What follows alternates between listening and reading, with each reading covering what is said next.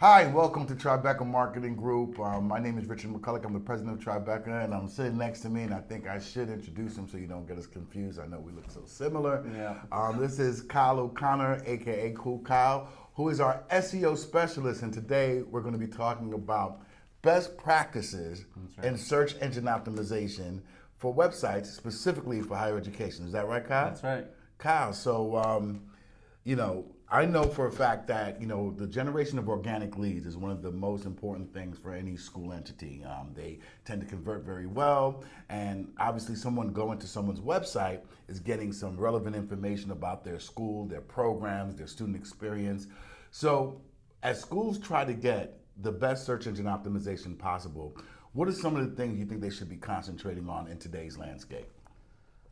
Okay, number one right now is we've been doing a lot of school websites, and we've noticed a lot of them are kind of slow. So when I say slow, they're loading slow. They're graphic heavy. If they're built in WordPress, their themes are kind of heavy.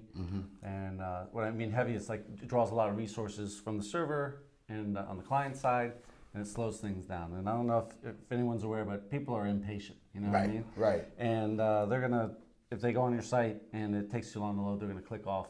And they're going to go to the next one down the list. Right. Okay. So the idea is to keep people on your site as long as possible and reduce your bounce rate.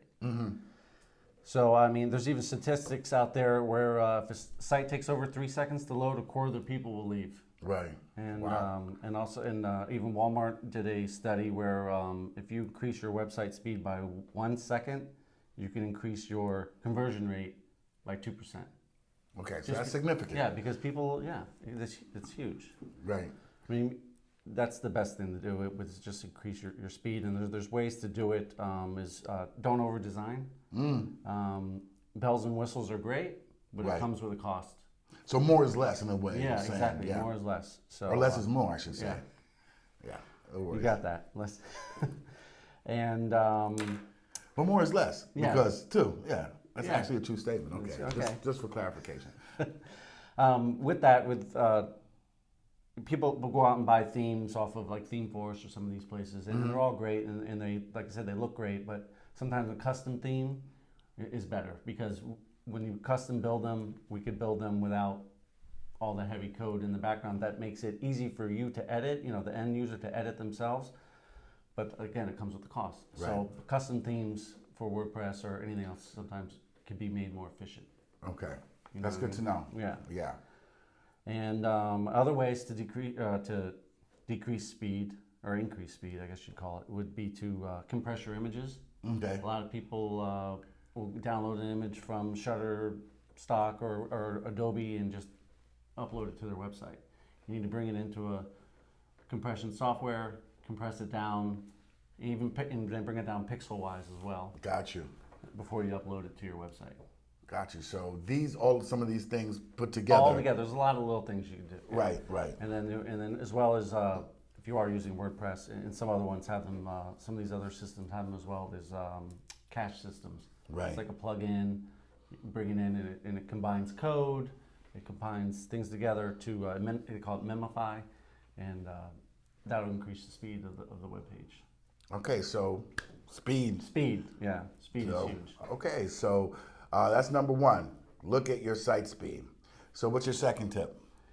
Second tip is to have a SSL, which is a secure socket layer. It's a certificate, and a lot of people don't have them. And back in July in 2018, Google has implemented that's the way they want you to go. So they'll kind of flag you if you don't have.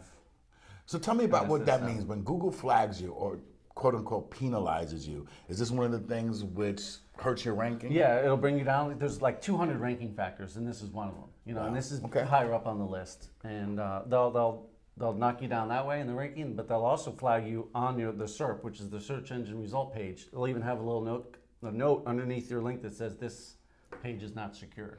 Which hurts credibility for your credibility.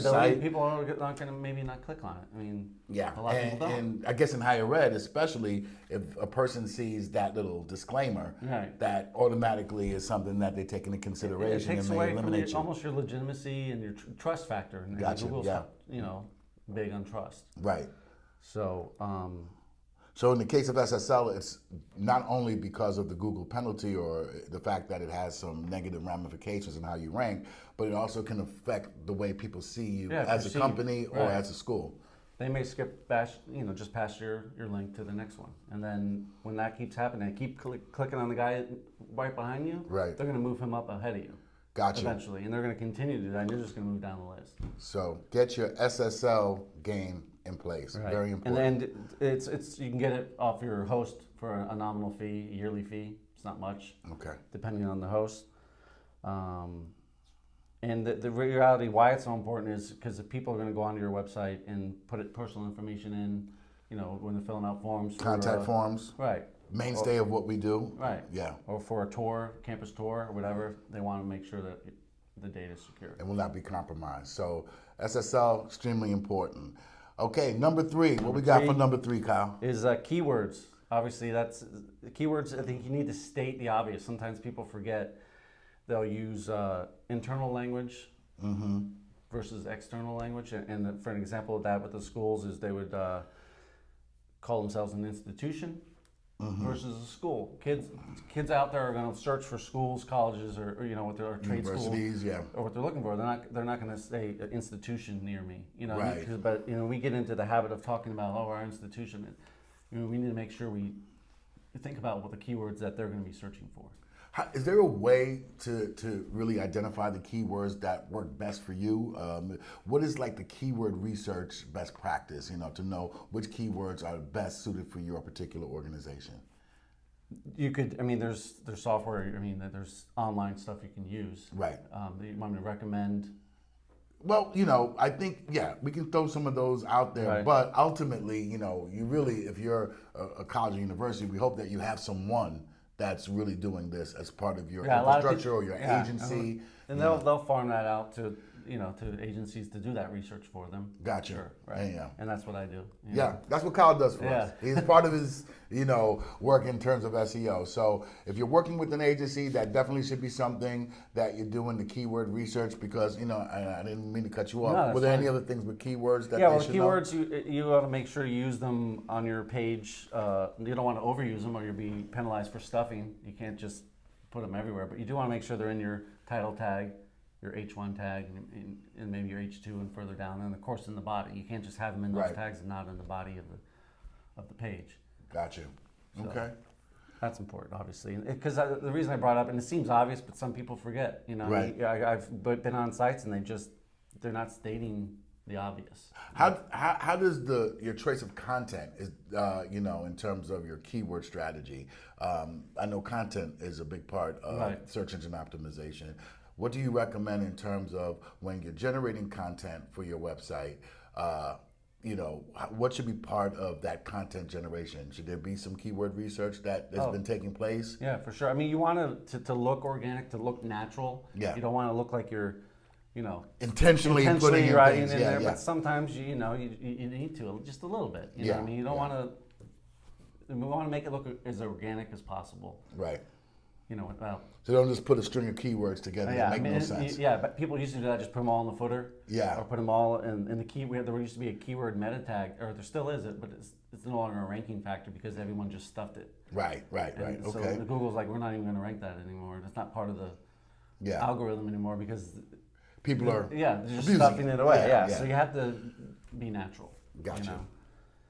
What do you got for us next? Now, this kind of goes along with the keywords, and it's the alt tag, and it's because a lot of people use images on their course. You're going to use images to portray a message, and but again, going back, they'll download an image from Shutterstock or wherever, and just throw it up there, and they'll leave the name, and then it'll default the alt tag to just the name of the image, which will be some random number, and just it's irrelevant.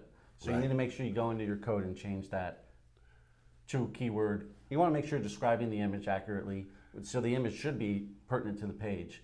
So obviously you're going to have a keyword in there. So if I'm a college in Miami, Florida, that's where we're close to, and I'm showing a picture of my campus, my facility.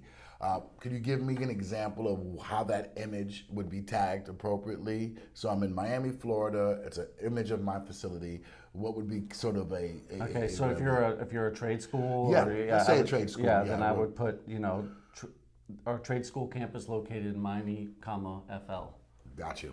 You So know. you're getting the benefit of a lot of detail. Yeah, within that. that's like a local signal too, to shows the page that you're relevant to this. But there's many factors to the local signals, but that's one of them. So include the city and state in there for sure. Perfect, and I think that's very important. Thanks, Right. Kyle. So what's number 5? Talk to me. I'm gonna finish the alt tag one more thing. I'm sorry, I've jumped the gun. Kyle is going to finish. Just because while you're at it, this isn't the alt tag, but in the image with some dashes, put your keyword in there. Name the image something relevant rather than, again, just the default. So put Yeah. trade-school-Miami-FL. Dash, very important, Right. clearly. Right. And I'm glad you got to put that Right, part in. right. Yeah. And then this one has come up recently, so I thought I would add it in here. It's All right, the cool. importance of the Google My Business page. Yes, Because yeah, we were talking about I've this. just noticed a lot of institutions Yeah. are not utilizing it as much as they should. Wow. So the reality is a lot of your traffic could be coming from your Google My Business page, and you just don't know it because you're not maybe tracking it properly. You could do that with putting some UTM codes in there, and then setting up your analytics properly to break those out, and you'll know what comes from in the Google SERP page, what's coming from the 3-pack, which is your Google My Business page, Okay, yeah. and then the organic listings below. So it's the ads. So you can actually measure the impact that your Google My Business is having in terms of your inquiry generation. Right. Yeah, very important. And so the idea of that is to fill it out thoroughly. I mean, everything that they have in there, just fill it out as much as you can. So I would say anybody that's listening to this, you may want to just double check that you are actually registered on Google My Business. Yeah, sure. And then it's one thing to register and then pick the correct category, but then to fill it out properly. I mean, thoroughly as possible, everything. And link it to there's even an option there for appointments. Make sure you link that to your contact us page, which is actually my last. Good My information. So last- we have a bonus. This was supposed to be the top 5, That but was- because all of you are special, we got a bonus tip from Kyle. Right. The contact us page is. Okay. I've noticed some schools will have a lot of call to actions on the program pages or all sorts of places. But it's also important to have a page of its own, the contact us page. Got you. And you can. That's the idea. Is you can link to that from the appointment area in your Google My Business right to that page to make appointments, and from other citations throughout there. They all want. It's a good page to link to, and Google's looking for it. A specific page with contact us information, and then when a person comes to your site, some people they're looking for it. A lot of times they're just Yeah, looking for the they're contact. going straight for the contact. Yeah, They want so to they speak to a want to particular. make sure yeah. it's right and it's going to keep people on the page. If they're looking down, I can't find it. I'm going to go somewhere else and maybe find it, right in the SERP results. But you want to keep people there. Click contact us and then go to the page and get everything about you right there. And on that page, you want your map. Okay. You can embed a Google map. Why is that important in terms Again, of your contact this us? is like this geo-targeting of it, because a lot of schools are looking for people within a certain Geographic areas. around them. So you want to make sure that you're telling Google that this is my area. You know what I Gotcha. mean? You're claiming it. Yeah, That's I'm your claiming it. So if territory. I'm Miami, you put the map on there. And then you can even list your service area. You can list, kind of cities, and maybe students come from these areas, and kind of list those cities on there. So Google's aware of what you're looking for and what. That's like I said, awesome. the So area that helps that- you once again with your ranking and Sure. when people are searching, Right. in that particular geographic area. Right, and then make sure you have your hours, and of course, strong call to action on that page because you want them to convert them to a lead. Right. That is the last one? I think you gave them the bonus, right? Right. Yeah, okay. Yeah, just between the Google My Business and the contact us page, make sure that the contact information matches Okay. identically. Your name, address, phone number. It's called NAP. Make Okay. sure that those are exactly the same. So if you're because some people will put this isn't for schools, but they'll put LLC at the end, of Okay. their business name in the Google My Business, and then they won't on their contact us page. So you don't get the true benefit. Yeah, Google is just do it exactly the same. Awesome. Well, Kyle, thank you. I mean, it's something that we'd like to see every school out there. Education is something that people are searching for. Your institution is probably doing some great things, great programs, but you got to be found. Your website needs to be found, and then your organic inquiries need to be converted. So make sure you're looking at your search engine optimization, SEO. Once again, we're Tribeca Marketing Group. If we can be of any assistance, or you'd like to talk to Kyle personally, which is always a thrill, you should definitely reach out to us. Yeah, absolutely. www.tribecamarketinggroup.com. Take care. Thank you.